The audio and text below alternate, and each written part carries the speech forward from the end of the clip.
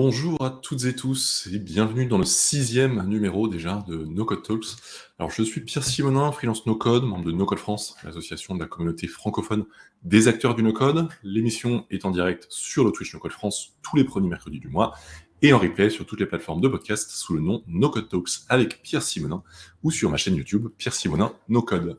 Alors pour les personnes qui ne connaîtraient pas le No Code, c'est à la fois un ensemble d'outils et un mouvement qui vise à développer des outils ou applications sans avoir besoin d'écrire de lignes de code informatique.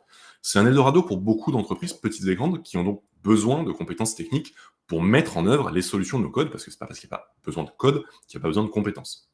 On voit donc des centaines de personnes qui se lancent en tant que freelance no code, et heureusement, parce qu'il y a une demande énorme, sauf que parmi les clients et les missions, il y a un peu de tout, quoi.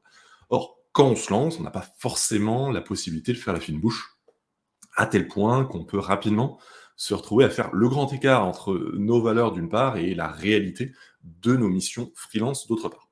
Alors, comment on peut réconcilier notre travail et nos valeurs? C'est ce dont on va discuter aujourd'hui avec mon invitée, Élise Reichart. Alors, comme d'habitude, une petite présentation d'abord. Élise fait partie d'une catégorie très minoritaire dans la communauté. C'est les personnes qui ont commencé, ou presque, leur carrière par le no-code. Parce que, alors, il n'y a pas de profil type dans la communauté. Chacun et chacune a son parcours propre. Mais la grande majorité s'est reconvertie, en fait, dans le no-code après une carrière plus ou moins longue. Élise, elle a étudié le génie industriel dans une école d'ingénieur. Elle a quasiment pas travaillé pour autant dans l'industrie et elle s'est rapidement réorientée vers le web, ce qui est littéralement ce que j'ai fait moi-même quelques années plus tôt. En stage, elle a fourbi ses armes sur les outils numériques à l'ancienne, elle a fait du VBA, etc., avant de découvrir le no-code dans son dernier stage, et là, paf, ça fait les chocs à pic. À la fin de ses études, après une brève expérience en CDI, elle se lance en tant que freelance no-code grâce à Social Déclic, dont elle nous parlera un peu plus, principalement sur Airtable et Software. Sa compétence, son énergie et son humanité lui assurent rapidement une place de choix dans la communauté Airtable francophone. Elle intervient régulièrement ici même sur Twitch dans les émissions Airtable de Julien Mottet, mais elle ne s'arrête pas là et a lancé également la Chaise à bascule, qui est un collectif no-code spécialisé dans les organisations à impact. Elle est déterminée à faire de son métier un levier pour faire du monde un meilleur endroit, et c'est ce dont nous allons discuter aujourd'hui. Bienvenue Elise. Bonjour, merci. Et je souhaite également la bienvenue et bonjour à toutes les personnes qui nous ont rejoints entre-temps, Damien, Kevin, Mathieu et les autres. Salut à tous. Alors, on est ensemble pour une grosse heure, pour parler de la manière dont on peut concilier son activité de freelance et ses valeurs. Déjà, pour commencer, j'aimerais te demander, est-ce que toi, pour ta part, tu penses que tu as atteint un équilibre qui te satisfait en la matière? Ou est-ce que c'est vraiment un work in progress, enfin un travail en cours? On va dire c'est plutôt un work in progress, ouais. On va le développer, mais c'est vrai que voilà, on se lance en freelance avec plein de. Enfin, moi, je me suis lancée en freelance avec plein de, comme je dis, plein de bonnes intentions. Et puis après, il y a la réalité, et je pense que c'est vraiment au fil de l'eau, au fil des rencontres, au fil des projets, que tous les jours on va plutôt vers la bonne direction, je vais dire. Enfin, on va vers la direction dans laquelle, je pense que c'est ça le plus important, c'est un peu de se fixer une direction vers laquelle on veut aller, et du coup d'élargir son réseau dans l'impact positif, d'essayer de mettre en place des bonnes pratiques, de bosser avec des outils, des boîtes qui nous parlent. C'est en cours.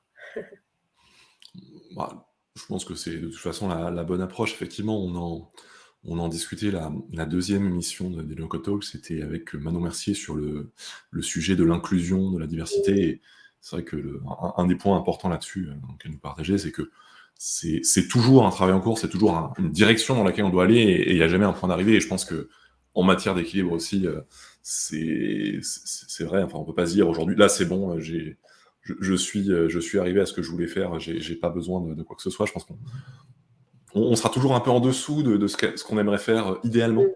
Et c'est vrai que c'est déjà bien de pouvoir avancer, de pouvoir se dire qu'on avance dans la bonne direction.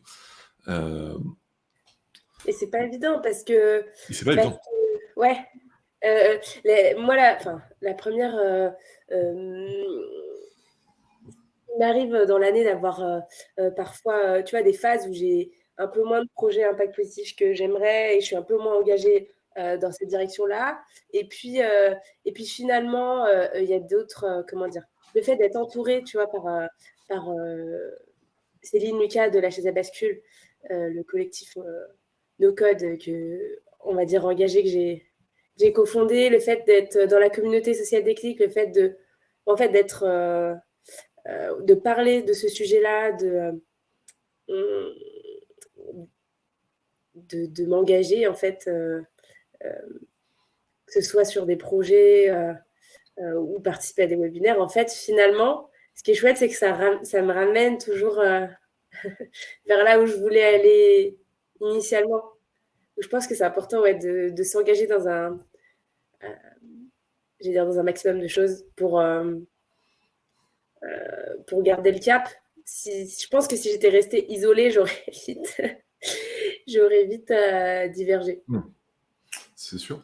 Après, je pense qu'il y a une étape qui est assez clé quand même, c'est le lancement, parce que enfin, je le disais en introduction, quand on se lance, bon, bah, on ne peut pas forcément trop faire la fine bouche et on prend un peu ce qu'il y a, mais aussi enfin, ça peut être un piège aussi, parce que quand on commence avec ce qu'il y a, et ben, ça veut dire que pour aller dans une meilleure direction, il faut changer. Il faut déjà changer des habitudes qu'on a prises, il faut dire non parfois à des clients qu'on a déjà. Moi, je sais que c'est un peu le piège dans lequel je me suis retrouvé, où j'ai commencé, j'ai des clients qui viennent me voir et qui me demandent des trucs, je m'estimais déjà chanceux, sauf que, bah, en fait, ça fait 2 ans et demi plus tard, ces clients-là, ils sont toujours là et ils sont pas plus responsables qu'au début. Et moi, je suis, entre guillemets, «bloqué» à travailler avec eux. Alors bloqué, oui, non, parce que c'est sûr que niveau responsabilité et impact, on n'y est pas. Après, c'est sûr que c'est déjà, je m'amuse techniquement, avec eux et ça me permet tout simplement de gagner ma vie et de pouvoir faire d'autres choses à côté. Enfin, je pense qu'il y a Ouais. un sujet qui est, enfin, en gros, il y a une question qui arrive rapidement, c'est est-ce qu'on veut être uniquement sur des projets responsables, impact, et cetera, ou est-ce qu'on assume d'avoir des projets alimentaires et des projets de cœur, où sur les projets alimentaires, on facture bien ce qu'il faut pour vivre et on gagne pas grand-chose, voire rien sur le reste qui nous tient à cœur. C'est vrai que ça aussi, ce sont des questions à se poser et des questions pas évidentes parce que c'est très très facile de passer tellement de temps sur l'alimentaire qu'il reste plus de temps pour le reste, malheureusement. Ouais. Mais, mais ça me parle parce que tu vois, moi je me suis lancée, j'ai fait du coup le programme Freelance for Good de Social Déclic. En gros, c'est waouh, un programme pour accompagner les freelances qui se lancent dans le numérique et dans l'impact positif.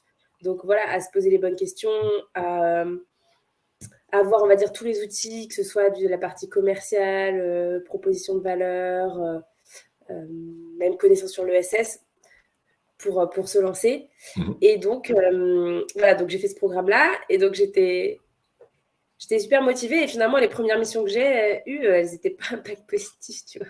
Mhm. Elles n'étaient pas impact positif parce que, tu vois, c'était par la communauté No Code France, c'était ouais, par, on va dire, les opportunités qui sont arrivées comme ça. Mais j'avais la chance, tu vois, d'avoir un peu un client de longue date bah, chez lequel j'ai fait mon stage de fin d'études, en fait. C'est un client que j'ai toujours. Et lui, en fait, est dans l'impact positif.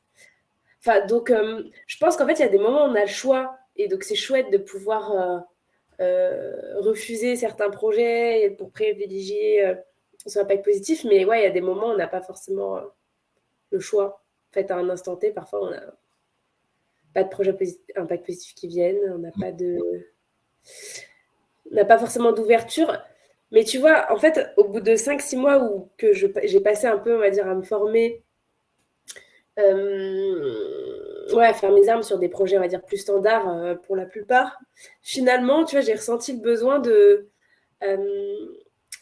de me replonger un peu dans l'impact positif. C'était l'été dernier. Et parce que je me sentais que je m'éloignais. Et donc, c'est à ce moment-là qu'avec Céline, on a échangé, on s'est rencontrés. On s'est aperçu sur nos codes France et sur Social Déclic. En fait, on s'est aperçu s'est vu passer. et donc, c'est, voilà, ça fait un peu tilt en mode, ah bah tiens, c'est l'occasion de monter un truc et de remettre une pièce dans la machine pour aller dans cette direction-là. Donc, je pense que c'est... il faut savoir saisir les opportunités quand on peut. Ce sera peut-être pas toute l'année, quoi. Enfin, tous les jours. Oui, disons que c'est difficile de vivre uniquement sur des projets à impact aussi, parce que c'est pas forcément... Il n'y a pas... C'est une toute petite partie des projets qui existent, et c'est pas toujours ceux qui ont le plus de moyens. Donc c'est pour ça que d'avoir de l'alimentaire et des projets de cœur peut être utile. Tu as prononcé un terme qui m'a interpellé, c'est la formation. Parce que c'est vrai que projet impact, c'est bien, mais la formation est importante, déjà, ne serait-ce que parce que il faut savoir vendre, etc. Les projets impact sont des clients comme les autres, mais aussi parce que finalement, moi je vois aussi comme un critère de choix, alors je suis probablement un peu trop exigeant et sélectif, mais disons qu'il y a des projets soi-disant à impact des fois que je vois passer, où je me dis, bon, je vois pas en quoi c'est responsable. Pour moi, c'est juste du greenwashing. Et c'est vrai que maîtriser un peu les codes, et pas se faire avoir par le premier truc venu, où tu dis j'ai un super projet à impact parce que je développe un site e-commerce pour un client qui a une collection verte qui comprendra exactement 2 produits faits chacun en 10 exemplaires à côté des 50 000 qui vont à côté. Bon. Ouais, non, c'est vrai. C'est vrai que c'est important. Mais c'est pour ça que c'est aussi important de se faire entourer, en fait, parce que ça nous remet aussi les pieds sur terre. Et parfois, ça nous ouvre les yeux sur des projets qu'on pensait engagés, mais en fait, pas tant que ça, tu vois. Mais après, moi, je crois au fait qu'on a besoin de tout le monde et que même des boîtes les moins vertueuses, il y a quelque chose à faire avec elles. Tu vois. Et donc, je pense que c'est aussi une piste à considérer d'embarquer tout le monde. Et tu vois, même dans la communauté no code, avec la chaise à bascule, là, on est en train de réfléchir à comment créer des formations, créer du contenu avec cette touche peut-être de numérique responsable, avec un peu plus on va dire, de bonnes pratiques, en tout cas, qui vont dans ce sens-là, même s'il y a plein de choses qui restent opaques dans le no-code. Je pense qu'on peut finalement essayer de mettre notre pierre, d'apporter notre pierre à l'édifice, mettre notre pierre. Waouh. Je suis embuée par le Covid, là. C'est compliqué, mais... Oui, parce que mais tu as fait l'effort d'être avec nous, même si tu es en pleine convalescence. On te remercie. Mais c'est normal si je ne dis pas des mots très logiques. Jusque-là, j'arrive à suivre. Mais en tout cas, voilà, je pense que dans n'importe quel domaine, il y a quelque chose à faire. Mais c'est vrai que ce n'est pas toujours évident d'embarquer les clients avec nous. Après, c'est vrai que moi, je tendance à être un peu dur, mais la formation et se renseigner, on va dire, plus largement, ça peut aussi permettre d'aller dans la direction, c'est-à-dire envisager d'autres manières d'avoir de l'impact et voire parfois avoir un impact au sein d'un projet qui lui-même n'a pas forcément une visée responsable ou autre. C'est de l'éco-conception, de la sobriété numérique aussi à aller chercher. Alors, c'est souvent difficilement compatible avec nos projets, parce qu'on fait quand même beaucoup de choses qui sont parfois indispensables et parfois dont la nécessité est un peu plus discutable, mais c'est ce que veut le client. C'est pas toujours évident à articuler, mais c'est vrai que c'est aussi des choses qu'on peut quand même apporter sur la table. Mais tu vois, je pense que au moment où on définit les besoins, même si c'est très itératif, tu vois, le no-code, je pense qu'il y a des fonctionnalités qu'on pourrait parfois éviter si on appuyait un peu plus sur tu vois, le sens le sens de telle ou telle feature, peut-être le sens de, tu vois, créer des relances quotidienne, alors que ça pourrait être hebdomadaire, j'en sais rien, tu vois, un peu le sens d'automatiser à outrance, tu vois, parce que je pense qu'on va pas échapper là aux automatisations, enfin, on est en plein dedans. C'est notre métier, mais apporter un peu plus de sens, de réflexion, ça peut être une première piste, même si on va peut-être pas changer le monde comme ça, mais en tout cas, on va dans le bon sens. Et fonctionner aussi de manière itérative. C'est qu'on on en parle souvent, mais le client qui vient voir avec un énorme projet, voilà, je veux que tout ça soit fait, c'est probablement une bonne chose ni pour lui ni pour nous, parce que c'est un projet gargantuesque dans lequel on a pas mal de chances de se perdre en chemin, et il n'y a aucune garantie que ce soit la bonne solution dont il a vraiment besoin. Donc c'est vrai que développer petit à petit des choses et s'assurer au fur et à mesure qu'on fait la bonne chose, qu'on va dans la bonne direction, qu'on n'en fait pas trop, qu'on n'envoie pas des relances en permanence alors qu'il n'y en a pas besoin. Ou, effectivement, toutes ces choses-là, ça contribue aussi à faire des solutions qui sont au plus près des besoins clients, à l'inverse de toutes ces bases Airtable qui sont développées et qui dorment quelque part, qui n'ont aucun intérêt pour qui que ce soit, mais qui sont là, qui existent, qui prennent des ressources.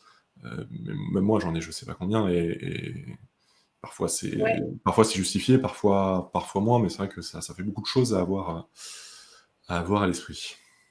Mais même, tu vois, plus long terme, se dire quelles sont les questions à se poser, tu vois, 1 an, 2 ans, 3 ans après,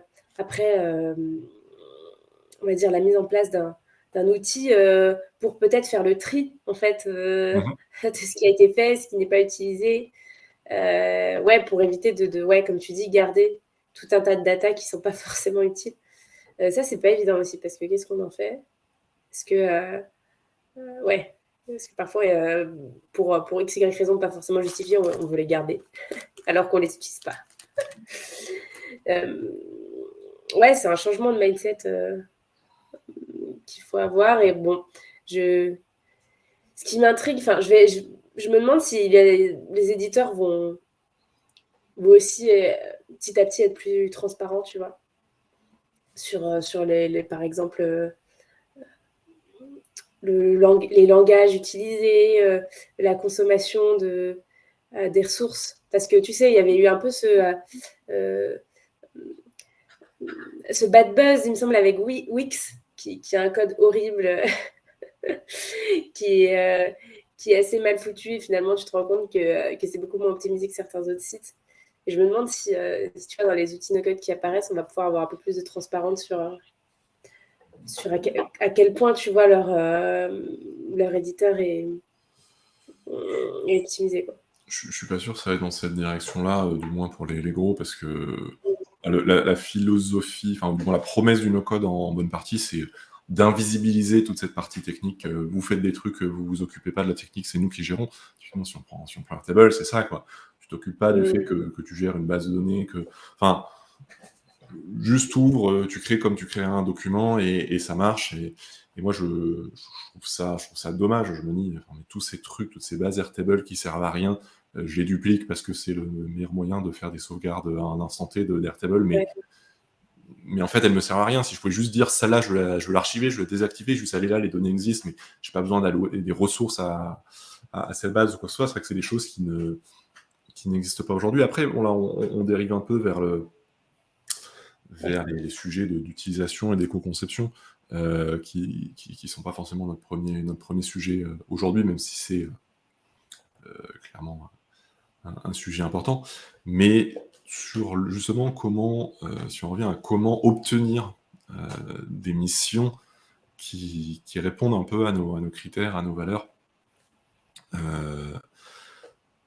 comment on peut trouver ça, c'est en soi une large question, et qui rejoint en partie comment trouver des clients tout court.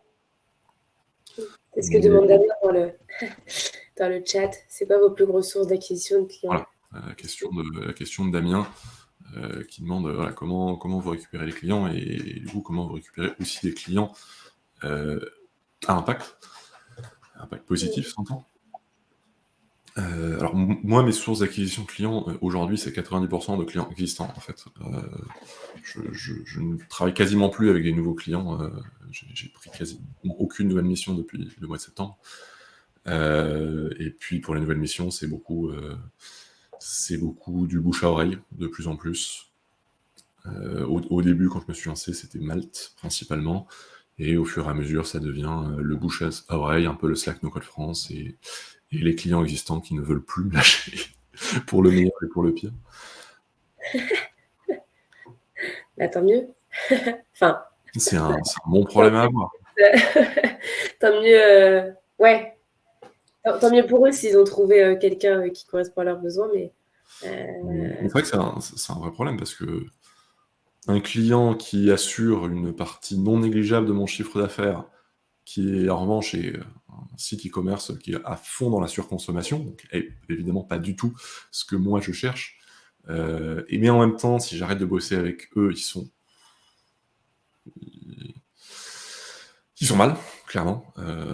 Enfin, c'est difficile en fait quand on est déjà dans un statu quo comme ça de se dire ok, je chamboule les choses, je dis non à ce client et c'est pas si évident que ça. Comment tu trouves des clients, toi? pas mal le réseau. Enfin, après c'est vague.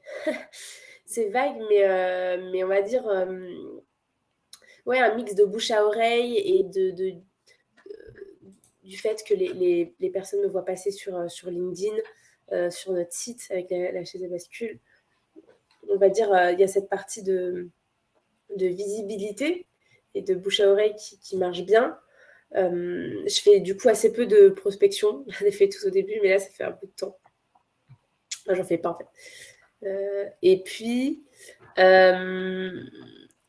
qu'est-ce qui.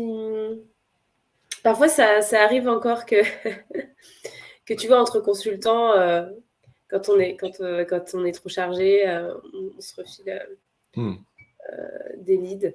Notamment, ouais, avec la chaise à bascule, c'est pour ça aussi que c'est chouette d'être entouré. Et ouais, une grande part, on va dire la moitié de mes projets, c'est des projets de longue date. Voilà, donc un mix de réseautage et de réseaux sociaux, LinkedIn, et un mix de clients réguliers qui parfois, tu vois, restent 6 mois sans te contacter, mais qui reviennent avec « Ah tiens, j'ai tel besoin. » Ouais, c'est pas toujours évident d'ailleurs d'anticiper quels vont être les clients réguliers. La plupart des clients avec qui je commence à bosser me disent oui, de toute façon, c'est juste un premier projet, et puis après on va faire des trucs, et la plupart, en fait, il se passe rien, ou éventuellement ils demandent une mini-mission à 18 mois plus tard. Et des fois, je me fais un peu surprendre aussi par des clients qui disent oui, c'est que la V1 de l'application, mais il y aura une V2. Et en fait, Ouais. C'est pas du tout une V2, c'est que tous les mois, je ship enfin, je sors des nouvelles fonctionnalités, etc. Enfin, c'est pas forcément évident à anticiper, et je me suis parfois un peu fait piéger avec ça, avec des clients qui ne me lâchaient plus trop, et enfin, piéger, c'est pas forcément un mauvais piège, mais c'est vrai que c'est pas toujours évident d'anticiper comment va évoluer la charge de travail avec un client.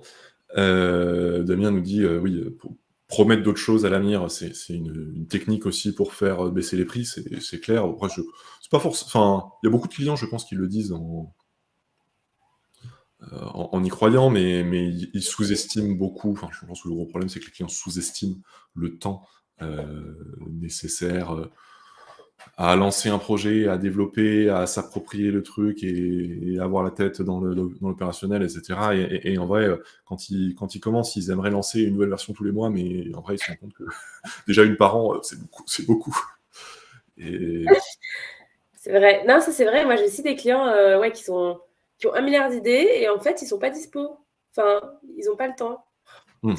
Donc, ouais, ces clients-là, souvent, je me méfie des gens qui veulent faire trop de choses. Enfin, les clients qui ont une liste à rallonge de features, typiquement, c'est ceux-là où je me dis, ok, eux, ça va être avoir chaud. une, Ça va être avoir une chaud. liste à rallonge au début, c'est en soi presque normal. Le problème, c'est c'est ceux qui ne veulent pas renoncer, ceux qui ne savent pas prioriser dans cette liste à rallonge et ceux qui ne savent pas renoncer, dire ça, ce sera pour une V2, une V3 ou une V jamais. Là, c'est beaucoup plus. Oui. Mathieu nous dit les clients sous-estiment tout pour être clair, absolument tout. Je suis assez d'accord et j'ai envie de dire, même nous, honnêtement, quand on commence une mission, on a tendance à tout sous-estimer, on sous-estime le temps nécessaire, on sous-estime le délai que ça va prendre. Mais du coup, donc là, on parle des clients en général. Maintenant, parlons des missions à impact. On sait maintenant comment trouver des clients et on en avait parlé en long, large et en travers avec Julien dans la première émission de No Call Talks. Mais du coup, comment trouver des missions à impact, j'ai envie de dire, dans le domaine du no-code? La première source pour moi, clairement, c'est No Code for Good. Donc pour les personnes qui ne connaissent pas, c'est une association donc, dans l'écosystème no-code francophone qui met en relation des personnes qui proposent leurs compétences no-code à des tarifs solidaires, on va dire, et d'autre part, des porteurs et porteuses de projets à impact qui n'ont pas les moyens, c'est-à-dire, c'est pas juste des projets à impact, c'est les assos ou des petites structures qui n'auraient pas les moyens de se payer des freelances ou des agences aux tarifs normaux. Et en soi, on va dire, il peut y avoir deux cas de figure où je recommande les yeux fermés de regarder le côté No Code for Good. C'est déjà quand on démarre, quand on cherche les premiers projets pour se constituer un portfolio, etc. C'est top parce que oui, on n'est pas payé énormément, mais au moins, il y a des projets qui tombent et ça permet de se faire la main. Et il y a des cas aussi où les projets voilà, prennent et du coup, le client a plus de Ouais. moyens et peut derrière reprendre la personne à taux plein, entre guillemets. Et l'autre cas de figure, c'est justement ce que je disais un peu plus tôt. C'est se dire, j'ai des projets alimentaires et j'ai des projets vraiment auxquels je crois. Et ça peut être possible d'essayer de booster un max son TJM, son prix de jour, sur les missions vraiment alimentaires, où tu te dis, bon, là, ok, je fais pas du bien à la planète ou à l'humanité ou quoi que ce soit, mais en attendant, ça me permet de bouffer le midi. Et d'un autre côté, j'ai ces missions où je gagne rien ou pas grand-chose, mais où je sais vraiment que j'aide à faire une différence. Typiquement, moi, c'est un peu ce que j'ai fait avec la boîte dans laquelle j'étais en stage. Parce qu'au début, je bossais pour eux presque. Je vais pas dire presque gratuitement, mais pour un TGM très faible. Mais du coup, voilà, je les connaissais déjà avant de me lancer. Donc finalement, ça a été assez simple de continuer d'initier le truc. Et finalement, après, ils ont fait une levée de fonds. Donc c'est chouette. On peut aujourd'hui bosser à un TGM plus, plus correct. Et No Code for Good, ouais, je me suis inscrite au début. Je me suis rapprochée d'eux. D'ailleurs, j'étais là à l'AG. Mais c'est vrai que finalement, j'en ai contacté un ou deux, ça s'est pas fait. Et après, tu vois, j'ai trouvé d'autres missions. Donc j'ai pas, du coup, j'ai pas eu l'occasion. Mais il me semble que Lucas, qui est aussi dans la chaise à bascule, il a une mission avec une asso et je crois qu'il l'a trouvé par No Code for Good.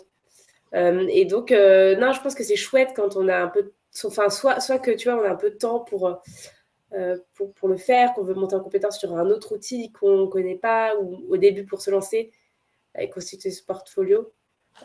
Donc, soit par No Code for Good, soit aussi par, oui, l'attitude aussi, j'avais vu ce qu'ils proposent finalement. J'ai pas eu le temps aussi, ou j'ai pas pris le temps, mais il faut aussi, tu sais, les 1 heure pour sauver le monde, je crois, ou changer le monde. Et en fait, c'est pendant 1 heure, pareil, où tu fais un call avec une asso ou une boîte, voilà, impact positif, qui n'a pas forcément de budget, pour les conseiller sur une problématique donnée. Et ça peut parfois déboucher à des collabs sympas, quoi. J'avais pas fait non plus de mission No Code for Good, parce que quand j'ai découvert, j'étais déjà bien occupé. Mais j'ai fait quelques calls rapides sur des sujets pour plus faire un peu du mentorat. Et l'attitude, pareil, j'ai participé comme ça c'est du mentoring, comment on appelle ça, enfin du sponsoring de compétences, quoi. C'est intéressant, c'est vrai que ça permet de mettre le pied à l'étrier à des personnes, ça permet de se confronter à des cas réels. Parfois, passer 1 heure avec une personne qui est un peu perdue, ça peut vraiment lui changer la vie.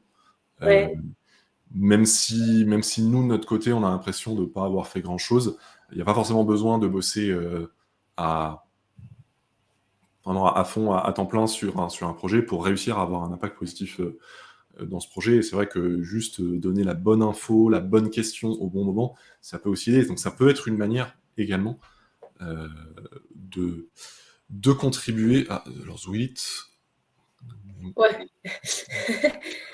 Pas trop à chipoter, je pense, sur l'emploi et tout. L'automatisation de la société allait augmenter la diminution des emplois d'ici 2030, selon Bernard Stiegler. Le MIT parlait jusqu'à 45% des emplois seront concernés cette année. bon, c'est pas à 100% dans notre sujet, et j'ai envie de dire, on peut voir le verre à moitié plein ou à moitié vide. Ouais, Dans un monde parfait où le travail et la richesse seraient bien répartis, cette diminution des emplois nécessaires serait une bonne nouvelle. Je ne suis pas totalement convaincu qu'on soit dans ce monde parfait aujourd'hui. Donc ça reste à voir, mais euh, disons que le travail peut s'exprimer de plusieurs manières possibles, et c'est vrai que euh, accepter qu'on ne puisse pas passer la totalité de son temps sur des choses auxquelles on croit, et en essayant d'éviter de faire trop de choses enfin, qui sont en désaccord complet avec nos valeurs. Moi, je sais que mon client sur consommation, pour l'instant, ça m'empêche pas de dormir la nuit, mais je suis en pleine dissonance cognitive, et il y a forcément un moment où je pourrais plus, je pense. mmh. Euh, Et tu vois, enfin, après, c'est pas forcément. Enfin, j'ai une piste, mais c'est pas forcément terrible non plus. Enfin, il n'y a pas de solution idéale parce que cette boîte est là et ils ont des besoins. Donc, à un moment, tu vois, je veux dire, on va pas les faire disparaître du jour au lendemain. Mais tu vois, moi, je sais qu'il y a des no-codeurs, enfin, pas forcément dans la communauté la No Code France, mais plutôt, tu vois, parmi des clients. Quelques clients qui aiment bien no-coder, qui se disent, tiens, mais je pourrais pas t'aider sur des projets. Et du coup, je sais que eux, enfin, tu vois, ça les dérangerait pas de bosser à des projets pas impact, enfin, qui ne sont pas forcément impact positif. Et du coup, tu vois, ça peut être une piste de se dire, ben, euh, tiens, je me fais entourer de personnes qui ont des centres d'intérêt un peu différents, qui du coup peuvent bosser sur des projets qu'on se sent pas, comment dire, on se sent pas forcément prendre le lead dessus, on veut se mettre en retrait. Après, tu vois, dans l'idéal, c'est pas génial parce que ça n'empêche pas le projet existera toujours. Mais très égoïstement, on contribuera pas en fait à, à des projets qui nous parlent pas, tu vois. oui, Mais bon, c'est pas la solution idéale, mais c'est une solution, tu vois, de se dire, bah, tu collabores avec d'autres freelances qui sont pas, euh, ouais, qui sont peut-être plus ouverts à ce type de projet, tu vois. bon, après, enfin, j'ai envie de dire, un projet qui te correspond pas, tu lui dois rien. Moi, au début, quand un client venait me voir et que j'étais pas la bonne personne ou que j'avais pas le temps, etc., il me disait: «Ah, vous connaîtriez pas quelqu'un?» Je passais énormément de temps à dire: «Attendez, je vais chercher». Et au bout d'un moment, je me suis dit: «Mais en fait, Ouais, je leur dois rien à ces personnes. Pourquoi enfin, chercher quelqu'un pour une mission, c'est un boulot, en fait. ouais, Pourquoi je le ferais?» Et des fois, il y en a qui ne comprennent pas qu'on ne soit pas là pour leur trouver quelqu'un si nous on peut pas, ou qui ont des mots durs même, des fois: «Non, attendez, à quoi vous servez?» Mais bon, c'est à un moment, si le projet est pas pour toi ou juste tu y crois pas, ben, tu même pas besoin de trouver mmh. un freelance, ou une freelance moins regardant. Tu as juste à dire: «Non, désolé, ça va pas être possible». Non, mais là, c'est plus aussi pour toi qui, par exemple, est là depuis un certain temps. Peut-être, enfin, ou pour toi, ou pour, par exemple, même moi, tu vois, j'ai un projet là sur lequel je suis un certain temps, mais qui est pas du tout impact positif, enfin, qui est, c'est, c'est quelqu'un qui fait des portails, qui dans la ferraille en fait, on va dire. D'accord. Je sais pas comment définir. Euh, qui est plus dans cette partie. Bon, du coup, c'est vachement indus, donc c'est chouette, Oui, tu peux bah, partir. au Mais moins, c'est pas la surconsommation. À moins qu'ils non, c'est pas dans à la moins sur. qu'ils disent un portail acheté, 3 portails offerts, comme ça vous allez pouvoir en changer tous les mois. A priori, bon, ils font des portails, il y a des gens qui en ont besoin, donc Mais c'est tout ce qui est aussi quincaillerie, enfin bon, bref, ce genre de choses. Non, mais oui, c'est sûr que c'est pas la grosse chaîne, enfin c'est plus une petite boîte française, etc. Mais bon, je me dis, ouais, si j'ai plus trop le temps, enfin peut-être que je vais avoir de plus en plus d'impact, enfin de projets impact positif. Enfin, j'espère, je fais tout pour. J'ai tout pour.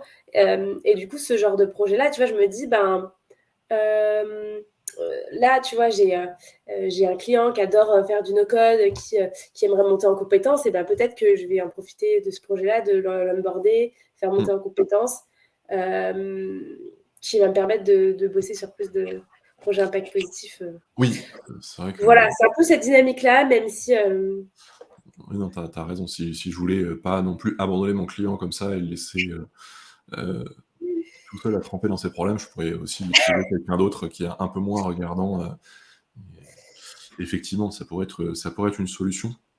Après, on peut se dire, on va changer leur business model pour mettre un peu plus d'impact positif, et là, c'est un autre niveau.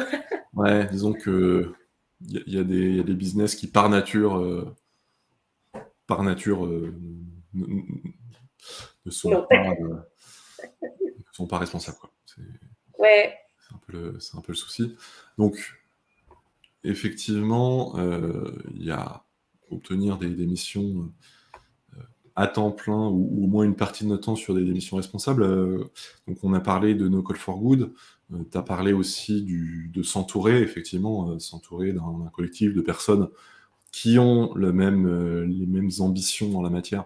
Ça peut permettre de créer de l'émulation, de permettre de se refiler des missions qui Bah, conviennent aux uns et aux autres. Euh, ouais. d'ailleurs, pour dire un mot, bah, en fait, Social Déclic, qui sont en train de mettre ça en place. Enfin, c'est une communauté, on est vraiment là, on est 85 et on va peut-être être plusieurs centaines à terme de freelance du coup dans le numérique et dans l'impact positif. Et ce qui est Mhm. chouette, c'est qu'ils sont en train de là mettre en place un peu une dynamique où vas-y, tel projet. Parce qu'en fait, eux, ils font aussi le lien aussi avec des boîtes qui demandent qui ont des besoins en fait dans le numérique et du coup les freelances.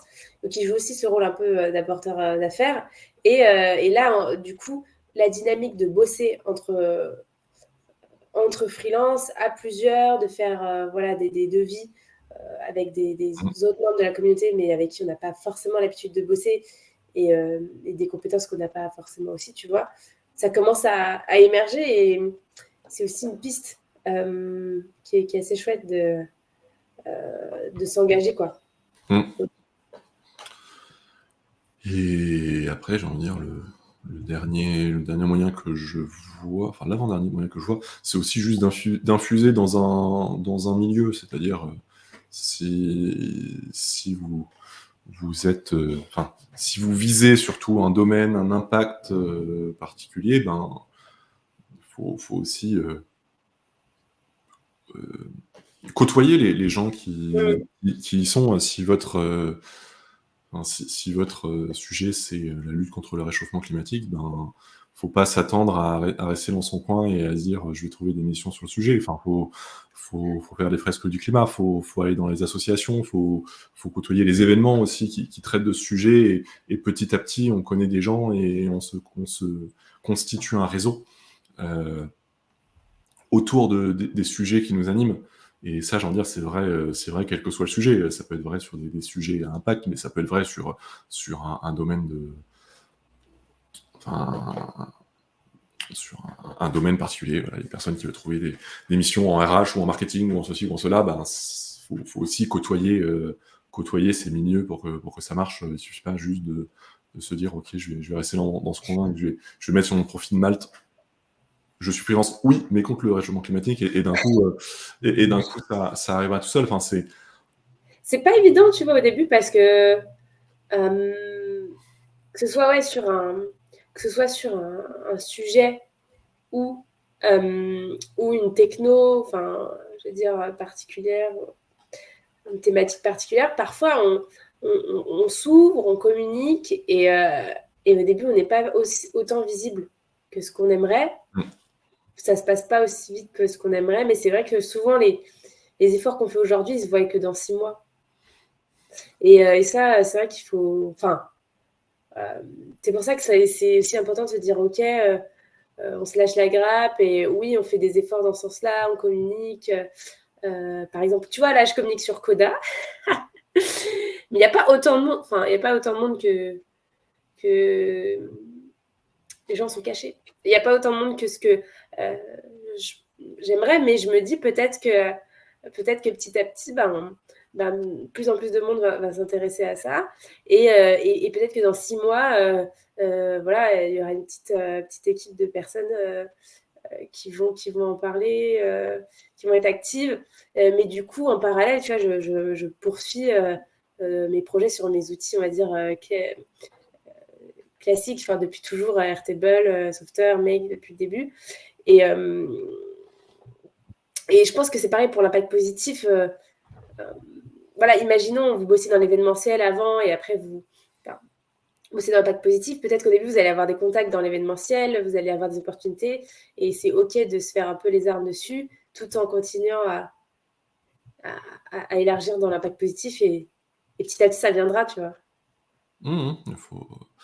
Il faut œuvrer pour que ça vienne, mais effectivement, oui, il faut pas être trop dur avec soi non plus parce qu'on sait pas et on peut même se faire on peut se faire beaucoup de mal aussi à trop se mettre la pression sur ces sujets-là. Enfin, on n'est pas parfait, personne ne l'est. Il faut prendre les choses comme elles viennent. Il faut être sûr que petit à petit, on va dans la bonne direction et pas qu'on est juste totalement paumé par rapport à nos objectifs et à ce qu'on aimerait faire. Après, il faut bien voir que les différents médiums qu'on utilise n'ont pas les mêmes échéances. Typiquement, la communication LinkedIn, c'est un canal à long terme, en fait. Les gens qui disent « Oh là là, je comprends pas, ça fait 2-3 mois que je poste quasiment tous les jours sur LinkedIn, j'ai pas de clients. » Bah oui, mais en fait, c'est normal. La communication LinkedIn, elle porte ses fruits au bout de 6 mois, 1 an. C'est vraiment quelque chose de long terme. Et c'est vrai, peu importe ce qu'on cherche des missions à impact ou autre, ce sera toujours vrai, mais ça aide, disons, à se faire identifier et les personnes, au moment où elles auront un besoin, se diront « Hey, mais j'ai vu une personne qui en parlait ». Et c'est exactement la même chose pour le networking. Quand je dis fréquenter un peu ces milieux-là, ça veut pas dire qu'il faut y aller pour vendre en première intention, dire « Hey, mais vous avez des missions pour moi ». C'est avant tout nouer des contacts, des relations et juste être identifié, contrairement à la prospection directe, par exemple, qui ne donne pas forcément le résultat à court terme, mais on va dire un peu plus à moyen terme. Mais là, ça peut être un peu plus rapide, quoi, parce qu'on y va en première intention, mais il y a beaucoup plus de déchets dans le sens où on va contacter beaucoup de gens avec qui ça ne donnera absolument rien du tout. Et pour rebondir sur ce que tu dis, j'avais participé à un webinaire de Thomas, waouh, je sais pas son famille, Burbridge. Je vais retrouver son nom. Thomas Burbidge. Désolée si je ne prononce pas bien.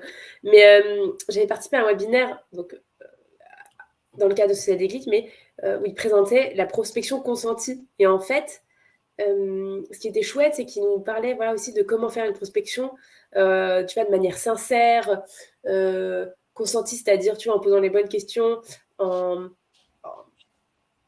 y allant en fait finalement pas à pas et de manière très honnête envers des boîtes qui nous plaisent vraiment, des projets qui nous plaisent vraiment. Et ça existe aussi de faire une petite... je pense que voilà, faire la prospection sur vraiment aller voir des projets, des personnes qui nous parlent vraiment, finalement, ça peut aussi porter ses fruits. Et c'est marrant là ce que disent Willit. Je vois de plus en plus de personnes parlant de leur passage de Notion à Coda. Trop cool. Moi, je les ai peut-être pas encore je les suis peut-être pas encore, ces personnes. Parce que pour moi, j'ai l'impression d'être un peu solo. Comme ça, sur les réseaux sociaux, c'est beaucoup des bulles d'intérêt autour de nous et peut-être que tu n'as pas encore atteint la bulle Coda. C'est ça. je suis encore là dans la Team Airtable et j'arrive pas à sortir. Je suis engluée. On ne te laissera pas en sortir, Elise. Tu es bloqué avec nous.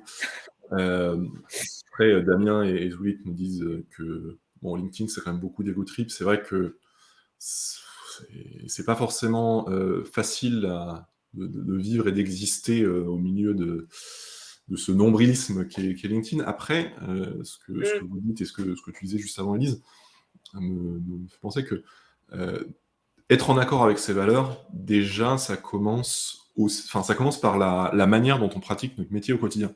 Même si c'est pas pour le client de nos rêves ou sur le sujet de nos rêves, on peut déjà le faire de manière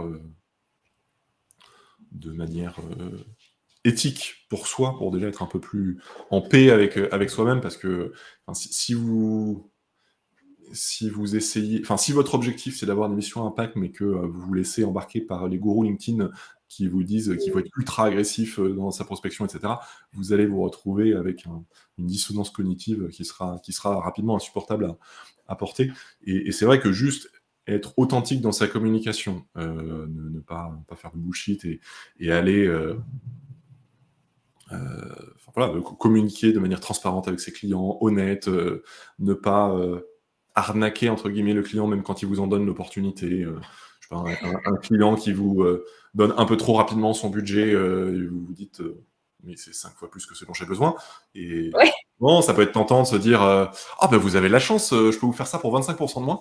Je peux vous dire ouais, non, ok, c'est cool, ça veut dire que vous allez avoir la possibilité de faire d'autres choses derrière, mais là, honnêtement, ce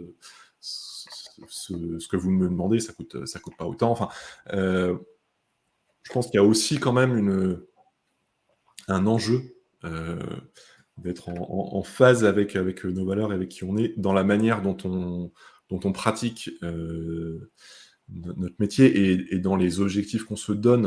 Là aussi, n'écoutez pas les gourous LinkedIn qui vous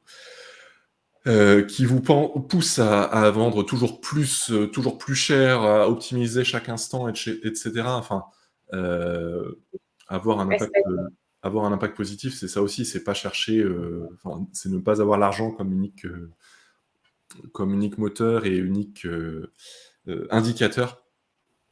Ce qu'on appelle le SMIC LinkedIn, tous ces gens qui prétendent gagner 10 000 euros par mois, je pense pas que ça doit être un objectif pour qui que ce soit, surtout pour les personnes qui ont envie d'avoir un impact positif. Zulit nous dit que l'éthique et la morale payent plus sur le long terme, alors que les logiques prédatrices sont très court-termistes. Je suis à 100% d'accord. Alors il y a des personnes qui sont des bons vendeurs, de bonnes vendeuses et qui arrivent à être à la fois très requin et en même temps à tenir les clients satisfaits sur la durée, ça existe, c'est pas impossible, mais je suis convaincu que avoir des relations transparentes, claires, ouvertes, éthiques, est vraiment gagnant-gagnant à long terme pour tout le monde. Donc je suis d'accord que c'est aussi pour moi un levier de performance à terme, même si au début, ça veut dire que des fois on peut louper des missions parce qu'il y a une personne qui est un peu plus agressive dans son argumentaire ou autre, et que nous, on n'est peut-être pas là juste pour vendre du rêve, on était là pour dire attention, là de ce côté-là et de ce côté-là, il y a des petites mises en garde quand même, et que d'autres personnes en face n'ont pas fait dans la finesse, soit parce qu'elles ne connaissaient pas ces problèmes potentiels, soit parce que elles les ont volontairement cachés pour pouvoir vendre. Mais bon, au bout d'un moment, ça se retournera forcément contre quelqu'un, quoi. Je pense qu'un client doit acheter en connaissance de cause, et on doit vendre aussi en connaissance de cause. On doit savoir dans quoi on s'engage. Et tout le monde est gagnant, et c'est aussi une manière de se mettre en accord avec ses principes, même si on ne changera pas forcément le monde juste avec ça. Une autre manière... Tu voulais dire quelque chose, Elise ? Une autre manière, après, d'avoir un impact positif, et ça c'est permis notamment par le fait d'être freelance, c'est de décorréler du coup le travail et l'impact positif. C'est-à-dire que d'un côté on a le travail qui est alimentaire, et de l'autre, notre statut de freelance nous laisse du temps aussi pour faire des choses à côté. On se dit c'est là que c'est là que je vais avoir un impact, c'est là que je vais pouvoir aider. Ça peut être un engagement associatif, par exemple.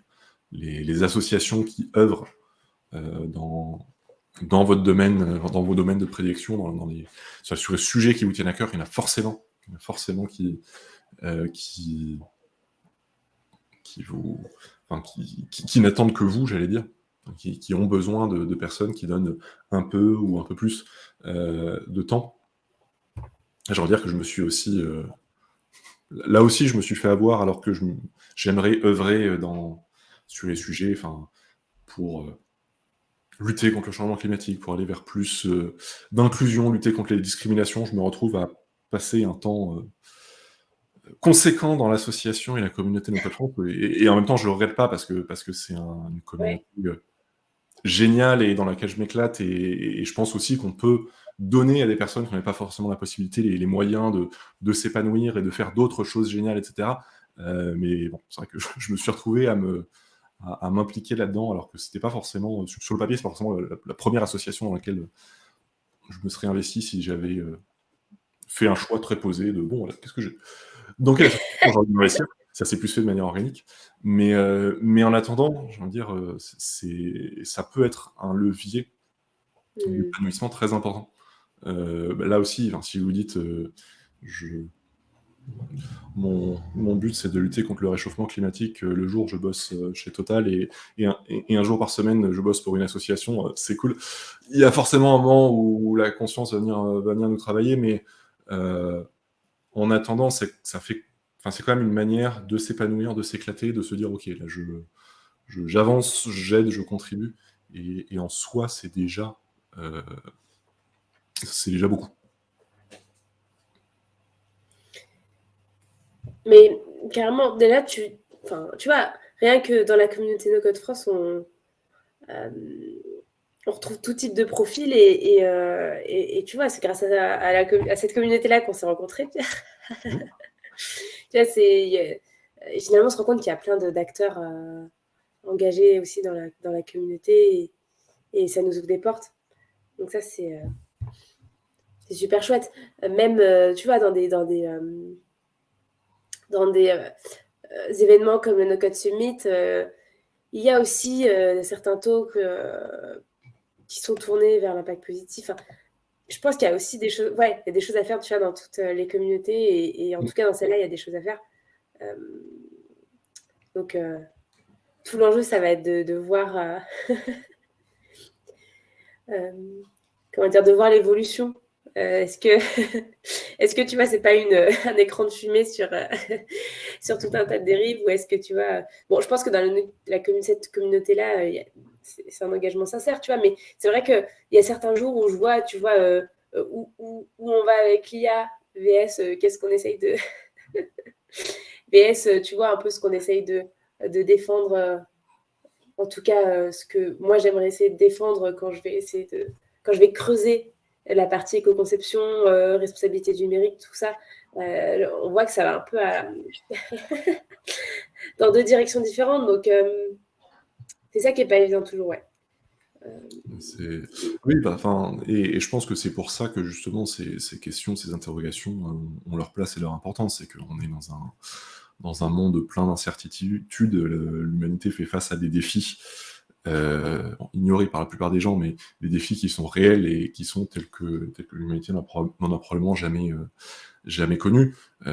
Et c'est vrai que ne serait-ce que pour vivre avec une éco-anxiété ou une anxiété tout court sur le sujet, c'est important aussi de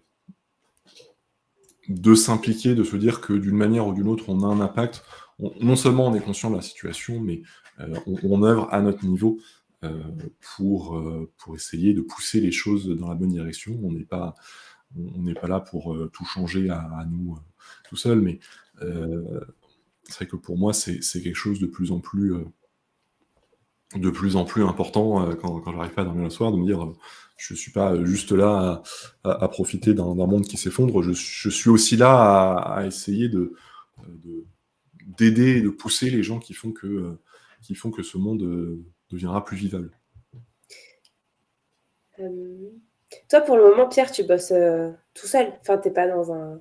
Ou tu bosses parfois à plusieurs sur certains projets. Non, non, non, rarement. Après, je bosse depuis longtemps avec un certain nombre de clients, donc c'est un peu mes équipes aussi. Je les connais bien, etc. Même si pour un certain nombre, je les ai jamais vus en vrai. Mais non, je travaille. Est-ce que, Je est-ce que suis. toi, ça te plairait, tu vois, de te dire, tiens, je m'entoure de d'autres consultants. Après, c'est peut-être pas évident, parce que c'est vrai, quand on se lance dans... Enfin, tu vois, moi, il y a un projet, un client que j'accompagne depuis 2 ans, je me verrais pas bosser forcément avec quelqu'un d'autre sur le sujet. Mais toi, tu penses est-ce que tu as des idées de comment, tu vois, tu vas t'engager par, par la suite, ou est-ce que justement, bah, à l'instant T, tu es bloqué dans, un peu comme tu disais, dans ces projets euh, long terme, euh, pas forcément vertueux, tu vois. Euh, Je sais pas si c'est clair. Bah, Mais en gros, non, mais enfin, c'est clair, c'est pour moi que c'est moins clair. Enfin, je suis un peu dans un entre-deux, et c'est vrai que en fait, c'est des problèmes qui sont simples, mais c'est les solutions à y apporter qui sont moins simples. Et j'étais à peu près résolu à me dire, bon, bah, mon client qui a une activité avec laquelle je suis pas trop en phase, je lui dis que c'est fini en septembre, et voilà, comme ça lui laisse quelques mois c'est pour se fini. préparer. Je me suis dit en fait que non, que là, aujourd'hui, en fait, en plus, je suis en train d'acheter un appartement, etc. Donc, c'est pas le moment pour me couper de mes principales sources de revenus. Euh, mais voilà, je me dis, pour l'instant, je continue à travailler pour ce client-là. En revanche, j'ai des missions qui arrivent à terme, il y a des choses qui vont me demander moins de temps, et c'est ce temps-là que je vais mettre à profit aussi pour des choses qui me tiennent un peu plus à cœur. Parce que je dis ça, mais j'ai pas que des clients qui sont pollueurs et qui défendent un monde de surconsommation. Enfin, j'ai aussi des clients responsables, et c'est marrant aussi parce que j'ai des clients qui ont des projets qu'on peut appeler impact, et du moins eux sont absolument convaincus de l'impact et de la vertu de leur projet, et moi beaucoup moins. Mais c'est marrant parce que, enfin, c'est intéressant, ça me pousse à voir les choses d'une autre manière. J'ai un client par exemple qui a qui travaille pour une application qui vise à inciter les gens à recycler leurs bouteilles plastiques.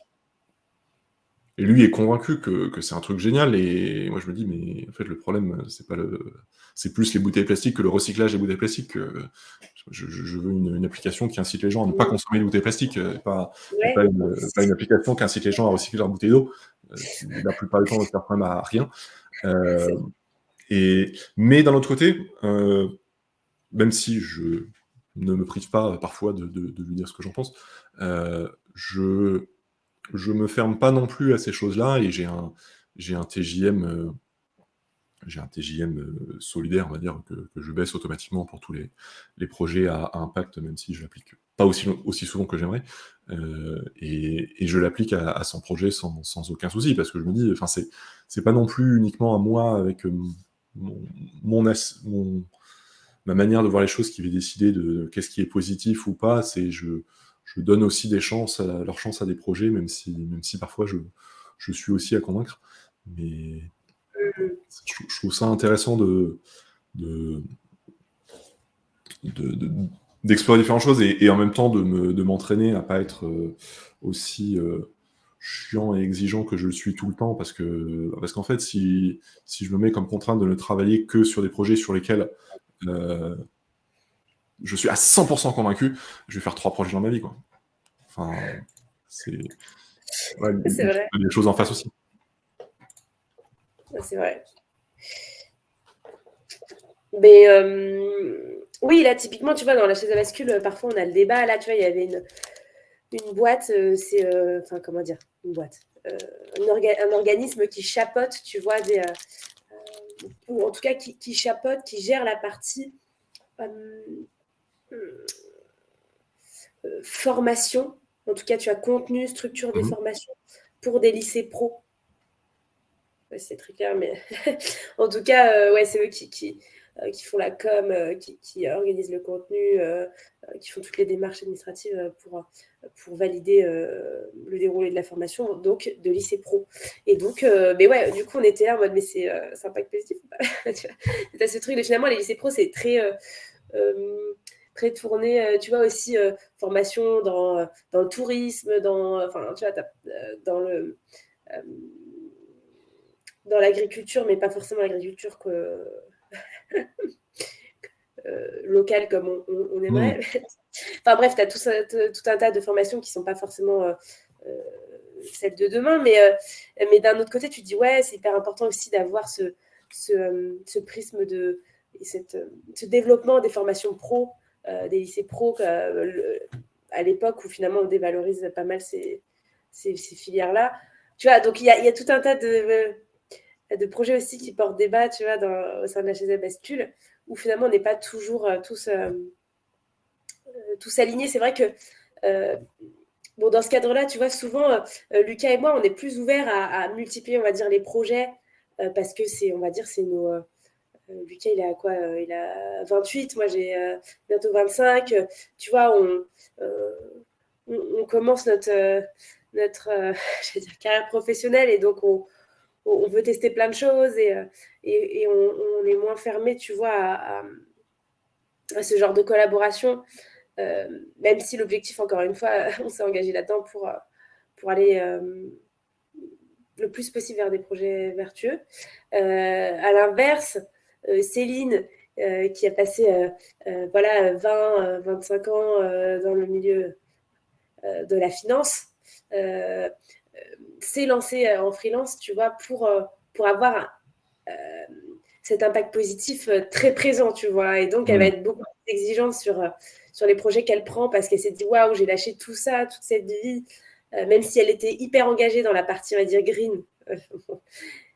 Moi, un peu controversé, mais c'est le mot le plus utilisé.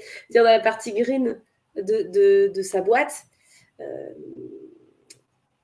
et dans des assos, etc. Mais elle a lâché tout ça pour vraiment s'engager au quotidien, avec les fresques, avec du coup la chaise de bascule. Et donc, je pense qu'il y a aussi ce truc à chaque étape de la vie et de ce qu'on a vécu, on va être plus ou moins tolérant, on va dire, ou plus ou moins exigeant avec les projets qu'on va prendre. En fait, finalement, chacun va un peu voir midi à sa porte, quoi. Après, le premier sujet ici, c'est, bien sûr, il y a l'impact, mais il y a aussi le fait d'être juste en accord avec soi, avec ses valeurs. Et bon, il y a des valeurs a priori identiques peuvent s'exprimer de manière très différente en deux personnes différentes. Je pense qu'il y a un terme qui est très important qui vient d'être cité par Zulit dans les commentaires, c'est la santé mentale. Enfin, on cherche à avoir un impact positif sur le monde, sur l'humanité, c'est de ça dont on discute aujourd'hui, mais dans la démarche, on ne peut pas penser justement qu'à cet impact et à quoi ça va servir. Il faut aussi penser à nous. Et c'est important de ne pas être uniquement dans l'idéalisme et dans une idéalisation de notre rôle ou de notre organisation. Oh là là, je vais me lancer en freelance demain, je vais pouvoir aider je ne sais pas combien de projets, d'associations, parce que c'est quand même difficile de pouvoir allier tous les aspects de l'équation de la bonne manière, etc. Enfin, si toutes les personnes si tous les freelances engagés qui souhaitent justement s'impliquer dans les projets impact le faisaient vraiment, il y avait pour objectif de ne le faire qu'à 100%, il n'y aurait pas assez de boulot pour tout le monde. Enfin, ouais, mais tu vois, du coup, on en revient un peu à ce qu'on disait au début, c'est finalement, je pense que l'important, tu vois, c'est d'être finalement d'accord, ou du moins de trouver, tu vois, une vision commune sur le monde que l'on veut, tu vois, le monde que l'on veut construire, le monde souhaitable. Et finalement, oui, on va chacun un peu avoir des chemins différents pour y arriver, mais de fil en aiguille, de projet en projet, tu vois, et aussi au fur et à mesure des rencontres, des formations que l'on va soit faire ou dispenser, eh bien, je pense que, tu vois, sur le long terme, la différence, elle va se voir. Et c'est plus, ouais, c'est ça vraiment que, en tout cas, qui me drive parce que, ouais, au quotidien, parfois, c'est des petits pas et du jour au lendemain, on voit pas. Enfin, c'est pas possible d'avoir une sauf si tu montes finalement ta boîte, peut-être, tu vois, un impact positif du jour au lendemain. Ok, mais quand tu accompagnes des clients, enfin, il y a de tout. Il y a des clients tellement différents, des projets tellement différents, des secteurs aussi qui sont pas toujours évidents et qui sont, tu vois, traditionnels, qui sont ni finalement vertueux ni pollueurs, mais l'enjeu, c'est ouais, d'aller dans cette direction, je pense. Complètement. Ensemble. Et ouais, c'est un peu le souci que j'ai avec mon client, c'est que, enfin, il y a effectivement les projets qui vont dans la bonne direction, il y a des projets neutres, si tu dis, oui, bon, c'est un peu du business as usual, et il y a Ouais. aussi des projets qui nous emmènent dans la mauvaise direction, et bon, bah, mon client, c'est un peu ça, et je peux me rassurer autant que je veux en me disant, non, de toute façon, moi, je suis pas au marketing, c'est pas moi qui pousse les gens à acheter, je ne fais que donner à mon client les moyens de pouvoir délivrer les commandes qui ont été passées par les clients. Bon, ça, c'est qu'un. Mais tu vois, je pense que Mais du du coup, coup, le jour où il y aura des features ou peut-être euh, un cahier des charges ou une manière de faire qui te plaît moins, peut-être que là, tu vas être plus enclin à laisser ce projet.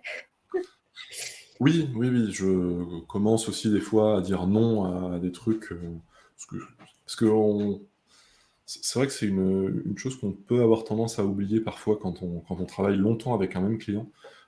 C'est la possibilité qu'on a de dire non. On n'est pas des employés. On n'est pas là pour faire ce qu'on nous demande de faire. Bon, quand il y a un cahier des charges signé et qu'on travaille dessus, c'est une chose. Mais quand on travaille sur du plus long terme, où le client demande quelque chose, je facture, etc. Des fois, on a la possibilité de dire non aussi.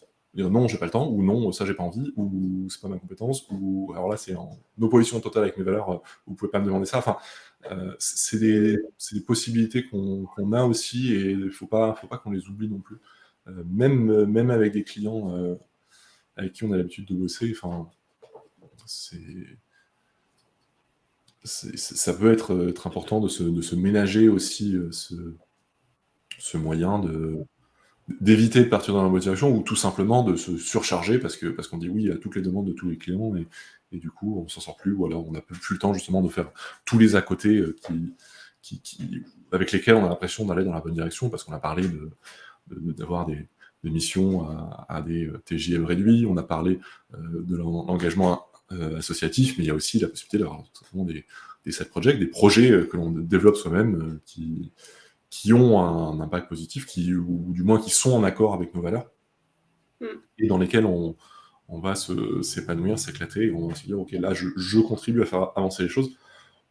Un projet, ça prend du temps, et c'est pas forcément évident à tenir dans la durée en parallèle d'une activité de freelance, mais c'est aussi possible, et ça peut être un moyen d'action.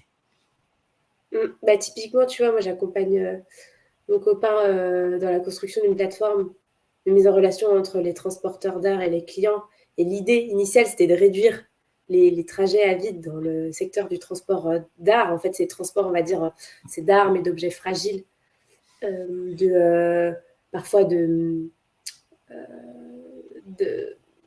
c'est pas forcément que dans l'art, quoi. Ça peut être des objets fragiles de toutes sortes ou liés à la mode ou liés à des expositions. Enfin, ça peut être même du vin de temps en temps, tout ce qui nécessite, on va dire, de plus de précaution j'allais dire que Colissimo, que les transporteurs classiques, que UPS et tout. Mais ouais, c'est pas évident. Bah, heureusement que lui, qu'il est dans le secteur, que c'est son job finalement à temps plein, et que moi je suis là pour faire, j'allais dire, joujou avec le code. Mais c'est pas évident parce que finalement, on se rend compte que bah, les gens dans l'art, c'est pas forcément leur prio, quoi, de remplir des camions. Enfin, comment dire, parfois, ouais, voilà, ils auront tendance à rester avec leur transporteur habituel ou à passer avec des petits transporteurs qui vont faire l'aller-retour, qui ne sont pas forcément, on va dire, dans les règles, plutôt que des transporteurs, tu vois, certifiés, artisanaux, qui font de l'art et qui font l'effort de partager leur trajet vide. Et bien, voilà, ça ne va pas forcément parler en fait, à tout le monde. Donc, ouais, souvent, il y a une logique économique qui entre en jeu, c'est-à-dire que faire quelque chose de positif qui est bien pour la planète, aucun souci. À partir du moment où ça coûte moins cher, oui, il n'y a pas de problème. C'est-à-dire que j'aurais pris cette décision juste parce que c'était moins cher de toute façon. Mais on arrive à se convaincre qu'on fait quelque chose pour la planète.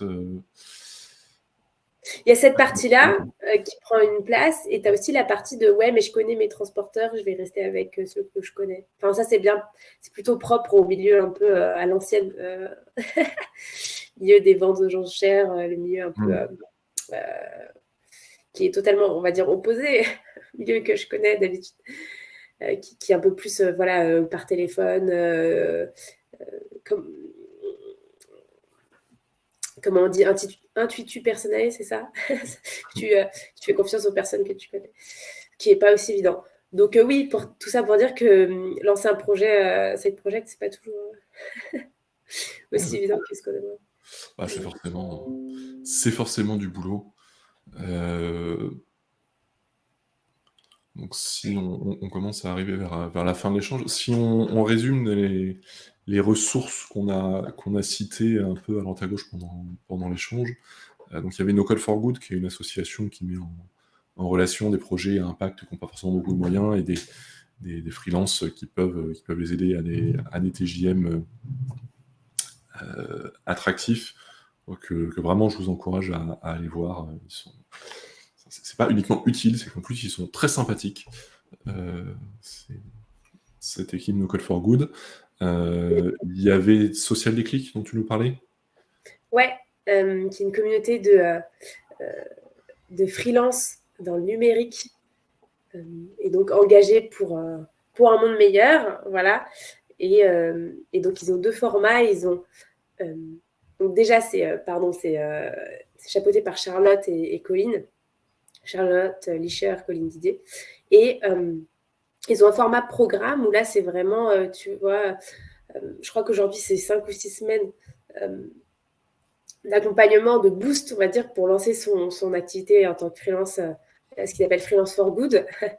Et donc, c'est ce que j'avais fait. Et un an après, j'ai rejoint la communauté parce que j'avais besoin un peu de temps, de réflexion, d'absorption. Et là, j'ai rejoint la deuxième partie, c'est la communauté régulière, où là, tu as une adhésion à l'année et du coup, tu participes à un certain nombre d'événements, tu as un certain nombre de ressources à ta disposition. Voilà, donc c'est les 2 formats, programme et communauté régulière. Ok. On a parlé de Latitude aussi, qui est une association qui fait beaucoup de choses différentes pour œuvrer pour une tech plus responsable. Et c'est vrai qu'ils ont un mini programme de formation en ligne sur qu'est-ce que la tech responsable, comprendre la sobriété, l'inclusivité, etc. Il y a 5 sujets, je crois. À chaque fois, c'est une page à lire avec des liens pour aller plus loin, etc. Ça se fait relativement rapidement, mais rien que ça, j'avais trouvé ça hyper intéressant. Ça m'avait ouvert les yeux et fait voir les choses de manière différente sur énormément de sujets. Donc je vous recommande franchement. Et si vous avez 1 heure disponible par-ci, par-là, vous pouvez aussi faire du mécénat de compétences en donnant un peu de votre temps. Ça aidera des projets qui en ont besoin. Ce sera a priori intéressant pour vous aussi.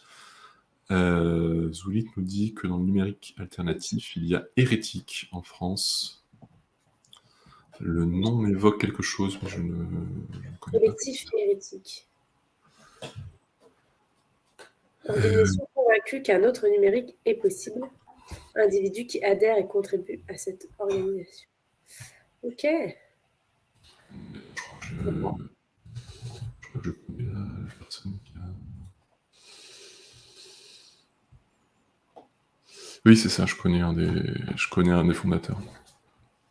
C'est pour ça que ça me disait quelque chose. Mais je ne sais pas plus que ça ce qu'ils font.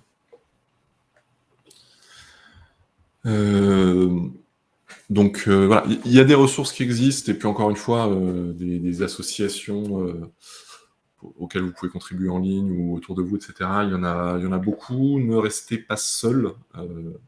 C'est ne serait-ce que de discuter, d'échanger, d'aller à un meet-up no-code pour discuter avec des gens. Vous allez forcément trouver des gens que ces sujets intéressent.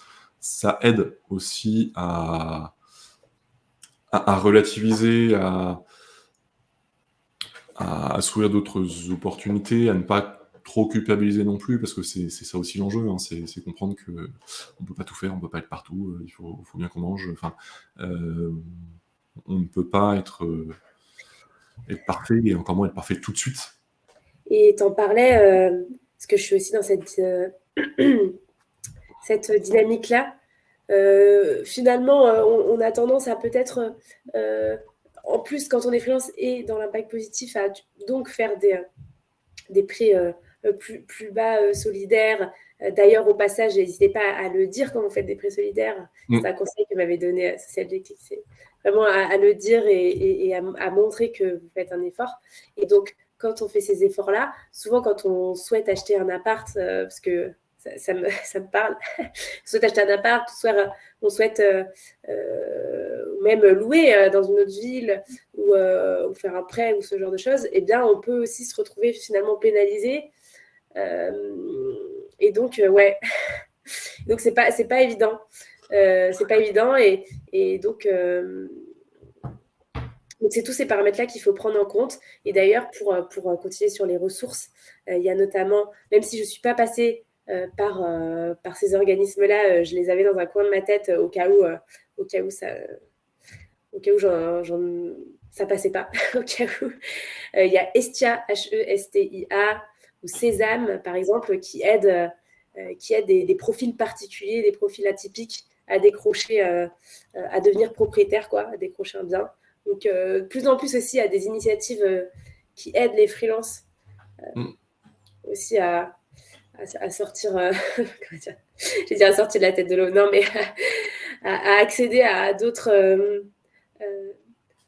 comment dire, à accéder en fait à des choses dans la société qui nous sont fermées en fait quand on se lance en freelance et quand en plus on veut s'engager. Donc c'est chouette aussi que ça bouge dans ce sens-là. C'est vrai que le sujet du talk, c'était comment concilier la vie de freelance avec ses valeurs. Mais du coup, parfois, c'est pas toujours évident quand on est freelance d'accéder voilà, à la propriété, d'accéder même à la location, d'accéder. Ouais. Oui, non, ça peut être un frein, même moi qui ai de très bons revenus en tant que freelance, j'ai un certain nombre de banques qui m'ont dit non, juste non, vous êtes auto-entrepreneur, ce sera non. Ouais.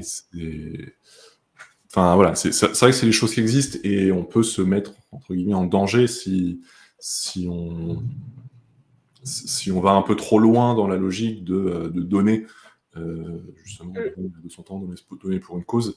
C'est très bien et c'est important, mais il faut garder à l'esprit un peu les besoins qu'on peut avoir par ailleurs. Et c'est vrai que c'est important, tu le disais, de pas non plus brader son TGM. Alors, accorder des réductions solidaires, etc., oui, mais on le précise. Ne pas le faire systématiquement, parce que des fois, vous allez vous serrer la ceinture, alors qu'en fait, vous n'en avez pas conscience, mais la structure qui est en face a des moyens colossaux. Ça peut arriver. On n'a pas toujours la bonne perception là-dessus. Et puis rester dans du raisonnable. On ne peut pas faire toutes nos missions à un TGM de 200 €. C'est pas viable, en fait. On peut avoir des missions à un TGM de 800 € où on gagne bien la vie, et d'autres à un TGM de 200 €, c'est tout à fait possible.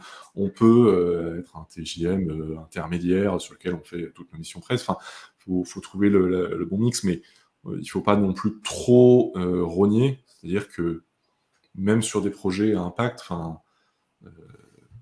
à la limite, des fois, quand vous... à la limite, je dirais, séparez bien les choses. Il y a des associations dans lesquelles vous investissez, vous êtes bénévole. Il y a des clients, ça peut être des associations ou autres, pour qui vous faites des choses de manière solidaire, un TGM réduit et tout. Je dirais, ne mélangez pas forcément les choses. Parce que quand la ligne commence à se brouiller entre mais ça, est-ce que je le fais payer ou est-ce que je le donne, etc., ça peut être un gouffre en temps dans lequel, financièrement, vous ne vous y retrouverez jamais. Donc, Et puis, plus on donne, plus parfois on se fait bouffer, quoi. Non, voilà. mais... Alors que finalement, mettre un cadre, c'est important. Mais moi, la première, j'étais tombée dedans. Enfin, je tombe. Oui, enfin, c'est toujours tentant de se faire happer par des choses qui sont intéressantes et auxquelles on croit, etc. Et moi, j'ai été élevé dans le milieu associatif. Mes parents étaient extrêmement investis. Et voilà, en tant qu'étudiant, j'étais très investi aussi. Et puis maintenant, je continue dans l'école France, etc. Et c'est très bien et c'est important, mais ça peut pas être Enfin, comme je dis toujours, No Code France, et c'est vrai de n'importe quelle association, ne peut pas être la première priorité de qui que ce soit. Parce qu'on est tous bénévoles, parce qu'on a tous une vie, parce qu'on a tous un boulot. Et il faut garder ça à l'esprit. C'est-à-dire que nos valeurs, on peut pas on peut pas s'asseoir dessus, c'est pas souhaitable et c'est pas viable, mais elles ne peuvent pas être notre seule boussole, elles sont on voit ça comme une contrainte, on voit ça comme un prérequis, on voit ça un peu comme on veut, qu'on doit prendre en compte, mais ça ne peut pas être notre seule boussole parce qu'en fait, c'est très très facile de faire des choses qui sont à 100% compatibles avec nos valeurs. En revanche, on n'arrivera pas à vivre avec. Hein. On n'arrive pas à gagner notre vie avec, malheureusement. Et c'est un chemin long. C'est ça aussi, je pense qu'il faut avoir en tête, c'est tous les jours des petits... Enfin, voilà, tous les jours des petits pas, tous les jours on peut aller dans cette direction. Mais c'est sur le long terme qu'on va vraiment faire la diff. Voilà. C'est ça, c'est un travail de longue haleine, un long chemin à parcourir, et j'insiste encore une fois sur la santé mentale qui est un sujet important. Moi, j'ai fait un burn-out il y a 4 ans qui m'a beaucoup marqué, comme tous les burn-out, et qui m'a fait changer de perspective sur beaucoup de sujets. Et c'est vrai que c'est un risque qui guette particulièrement les personnes qui sont très investies. Le burn-out du militant, la militante, ça existe aussi. Enfin, faut faire attention à ne pas se faire happer par tout ça. Et j'ai envie de dire, il faut aussi garder un équilibre à côté. Il y a le boulot, il y a les valeurs, il y a notre vie autre, nos loisirs, notre vie sociale, etc. Tout ça peut se chevaucher ou être totalement distinct. C'est à chacun de construire son équilibre, mais aucune de ces dimensions ne peut être totalement occultée. Si votre seule boussole et votre seule préoccupation, c'est le boulot plus mes valeurs et fin d'histoire, ben, vous allez vous retrouver vidé à un moment. C'est pas tenable, malheureusement, sur le long terme. Voilà, donc beaucoup de choses à garder à l'esprit, mais bon, pour finir sur une note un peu plus positive, c'est que déjà, c'est possible. Enfin, on peut faire des choses, même si c'est pas à pas et à notre échelle. Et ensuite, ça sert à quelque chose. Enfin, c'est pas vain, c'est pas juste on va s'épuiser pour rien. C'est qu'il y a vraiment la possibilité de changer les choses, enfin, changer le monde petit à petit, ou même juste changer la vie des gens. Il y a des actions qui ne seront jamais visibles du grand public, mais qui auront littéralement changé la vie d'un certain nombre de personnes, et en soi, ça en vaut largement la chandelle.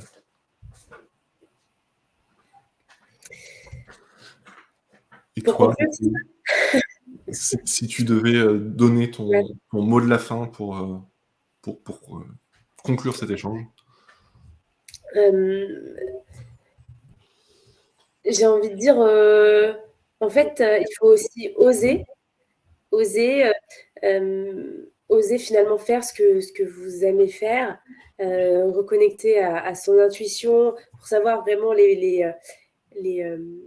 les causes qui nous tiennent à cœur, ce qui nous motive chaque jour, et du coup, ça nous donnera un peu, finalement, une boussole ou une vision à long terme de là où on veut aller. Et puis, persévérer, lâchez-vous la grappe si c'est pas toujours à 100% comme on aimerait, parce que ce qui compte, c'est d'aller dans la bonne direction. Donc, voilà, et faites-vous entourer. Effectivement. Merci Pauline Maury pour le follow. Et je retiens ce mot oser, effectivement, qu'on n'avait pas encore prononcé, je crois, aujourd'hui, mais qui est important. C'est vrai qu'on peut avoir aussi un syndrome de l'imposteur, même dans l'engagement, ou se dire mais j'ai que ça comme temps à donner, ou j'y connais quand même pas grand-chose par rapport à d'autres personnes. Surtout, il y a de plus en plus d'influenceurs, d'influenceuses sur ces sujets-là.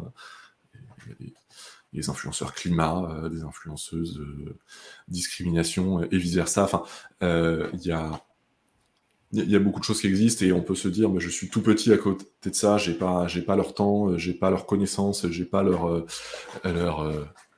capacité d'expression, j'ai pas leur audience, mais chacun a sa pierre à ajouter à l'édifice. Donc ne vous auto-censurez pas non plus là-dessus. Et même si vous sortiez d'études, même si vous venez de sortir d'études, même si vous êtes encore dans la vingtaine ou avant, non, mais tout le monde a quelque chose à dire, ou finalement à tout âge, en fait, tout le monde a quelque chose à dire, tout le monde peut s'engager à sa manière, et c'est ça qui est important. C'est très important. Les jeunes, effectivement, étudiants ou en sortie d'études, ont un certain nombre d'avantages. Plus de temps, moins d'obligations familiales et autres, une plus grande capacité à manger des pâtes à tous les repas, alors que plus ça va, plus on s'installe dans un confort matériel dont on n'arrive plus à se détacher. Moi, j'ai pas, sans transition. Moi, je me suis dit, c'est pas grave si je gagne pas beaucoup au début, ça me rappellera la vie étudiante. Mais moi, pendant les 10 premières années de ma vie professionnelle, j'ai gagné en moyenne à peine plus que le SMIC, en en ayant fait une école d'ingénieur. Enfin, j'aurais pu gagner beaucoup plus, mais pendant longtemps, je suis resté là-dedans parce que je voulais dans l'entrepreneuriat, etc. Et je regrette absolument pas, mais c'est vrai que j'avais un mode de vie forcément sobre, parce que j'avais pas les moyens de plus. Et c'est vrai que on en sort très très rapidement de ce mode de vie, et c'est beaucoup plus difficile d'y retourner. Donc faut l'avoir à l'esprit. Et après, il faut aussi garder à l'esprit que ce sont des sujets, tous les sujets sur lesquels on a envie de s'impliquer, sur lesquels déjà il y a besoin de compétences et de connaissances. Il suffit pas de se dire, oh là là, il y a un réchauffement climatique, c'est bon, je sais tout. C'est un poil plus compliqué que ça. Il suffit pas de se dire, le racisme, c'est mal. Oh là là, comment je les ai tous mouchés. C'est sensiblement plus compliqué que ça. Mais ce sont des sujets qui sont très très mal connus par la plupart des gens. J'ai envie de dire, même en étant très jeune, si à 15 ans, vous vous passionnez par ces sujets, vous vous y intéressez et vous commencez à vous former dessus, vous serez à 16 ans plus compétent que 90% des gens. Non, mais plus on creuse, plus on a l'impression de rien savoir. Mais non, mais plus on creuse, plus c'est complexe. C'est un autre sujet. C'est un autre sujet,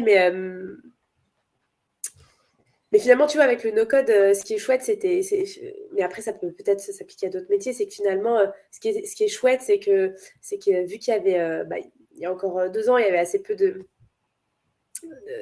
freelance, enfin, en tout cas, assez peu de personnes sur le sujet, eh bien, eh bien, je pense que ça a aussi facilité le fait que je me lance un peu à la sortie d'études sans avoir d'expérience, parce que c'était un sujet hyper récent et qu'il y avait encore de la place pour pas mal de monde. Mais peut-être que c'est un peu moins évident de se lancer dans un autre secteur quand il y a déjà tout un tas de personnes, d'acteurs installés. Dans tous les secteurs, il y a des débutants. Hein. Mais voilà, ouais. L'important, c'est de trouver là où on a envie de taffer, d'avoir un impact et de trouver des mentors. Important aussi, savoir s'entourer, alors après de mentors ou de pairs, enfin d'autres Mmh. personnes, qui sont un peu dans la même situation que nous, avec qui on va échanger. Et d'ailleurs, petite pub pour le programme de mentoring de No Code France, qui est un programme pour justement mettre les personnes de la communauté, enfin plus précisément les membres de l'association, qui le souhaitent, en relation avec, soit mentor, mentoré, soit 2 personnes qui sont un peu dans la même situation et qui vont pouvoir échanger régulièrement justement Je connaissais pas en leurs plus. pratiques, et ben voilà, leurs pratiques, leurs doutes, leurs inquiétudes, leurs questions, et cetera. Et c'est vrai que Mmh. je suis dans les 2, à la fois le mentoring et l'échange entre pairs, et c'est vrai que c'est très Ah, c'est intéressant, chouette. comme, Mmh. comme type d'échange. Et là encore, ça contribue à ne pas rester seul. C'est vrai que la solitude, est un des ennemis du freelance. Heu Et même si on n'en a pas l'impression. Moi, je sais que enfin, il y a des personnes qui ne supportent pas de rester chez elles, de voir personne, et cetera. Moi, je suis pas comme ça. Quand j'ai pas besoin de sortir de chez moi et pas besoin de voir des gens dans ma journée, c'est plutôt un soulagement. Mais en fait, c'est un piège aussi, Ouais, parce que même si j'ai pas l'impression d'en avoir besoin, ça pèse au bout d'un moment. ouais. Quand j'ai quelques semaines un peu calmes où j'ai pas trop l'occasion de voir d'autres personnes que ma copine, c'est très bien et c'est génial de l'avoir, et cetera. Mais il y a des moments, j'ai besoin aussi de voir d'autres personnes de ma journée, de sortir, et cetera, même si au quotidien, j'en ai pas conscience. Donc, Et moi aussi, c'est ça. Ouais. si votre nature ne vous pousse pas dans cette direction-là, qu'on parle, voilà, que vous cherchiez à être freelance à impact ou pas, j'ai envie de dire, forcez-vous à vous entourer, à échanger avec des gens, et cetera. Ça ne peut vous apporter que du positif.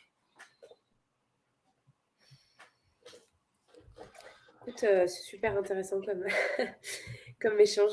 Bah, Hem, écoute, merci beaucoup, à toi. Merci pour ton temps, pour cet échange, pour tout ce que tu nous as partagé. Est-ce que de ton côté, tu as une actualité à partager, où est-ce qu'on peut te suivre, au quotidien pour parler de no-code, de Coda, de freelance à impact, de chez la bascule?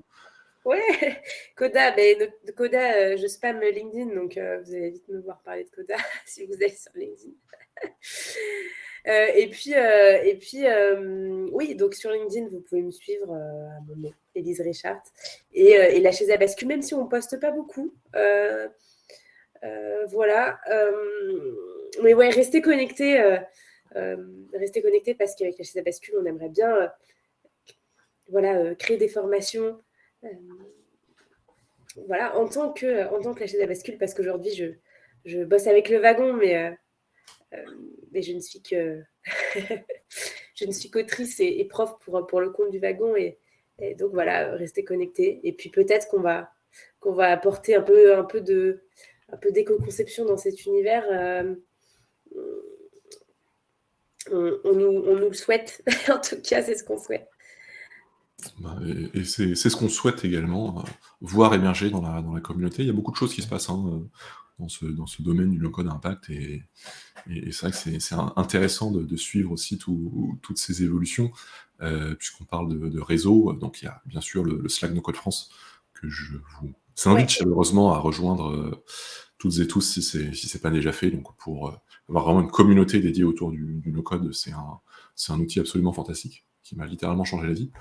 Euh, mais même sur ce sujet, du no code à impact, il y a des canaux dédiés. Il y a le canal Asso No Code for Good, donc qui est le canal mm, dédié à l'association No Code for Good dont on parlait un peu plus tôt, et également le canal domaine No Code responsable, je crois, qui vise justement à partager des bonnes pratiques, et cetera, des questions qu'on pourrait avoir sur ce sujet. Donc les choses bougent, se structurent, et cetera.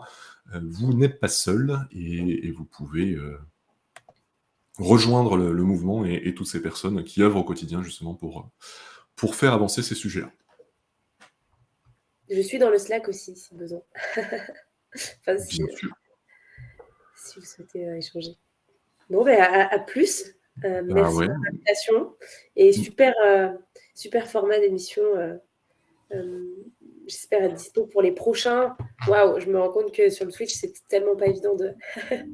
Trop de choses s'y passent. On a l'impression de louper tellement de contenu intéressant. Mais Écoute, merci beaucoup, Ellie. Je pense que la prochaine émission va être intéressante, aussi. ce sera Euh, qui? c'est encore secret. Ah, ah. Donc le mois prochain, je recevrai Alexis Kovalenko, Ah, alias Alex de Contournement. Donc on va finir la première saison de No Code Talks en beauté autour du thème quel avenir pour le no code.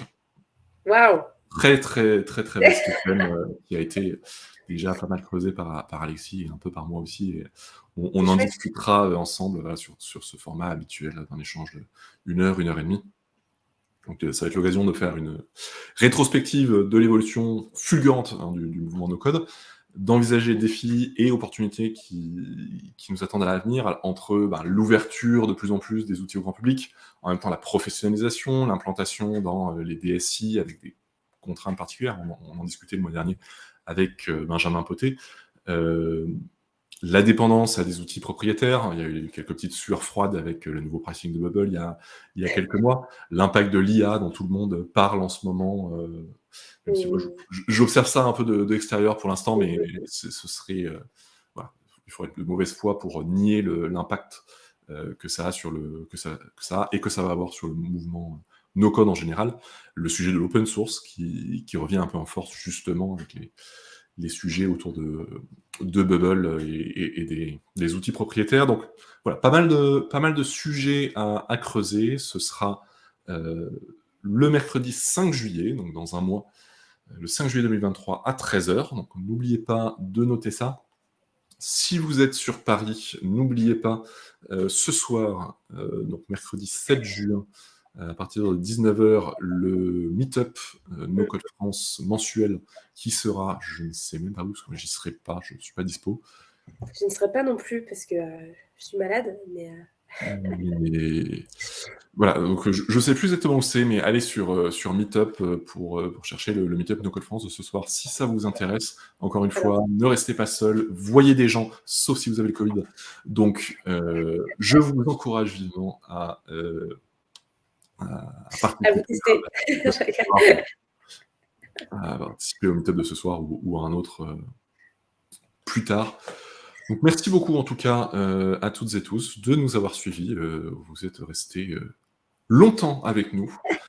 Merci à vous en tout cas pour votre participation, pour vos questions, vos commentaires, etc., qui ont alimenté le débat. On se retrouve donc le 5 juillet pour le prochain No Code Talks. Je reprends aussi ce vendredi à 16h mes lives de Build in Public, donc de développement en direct sur Bubble, justement.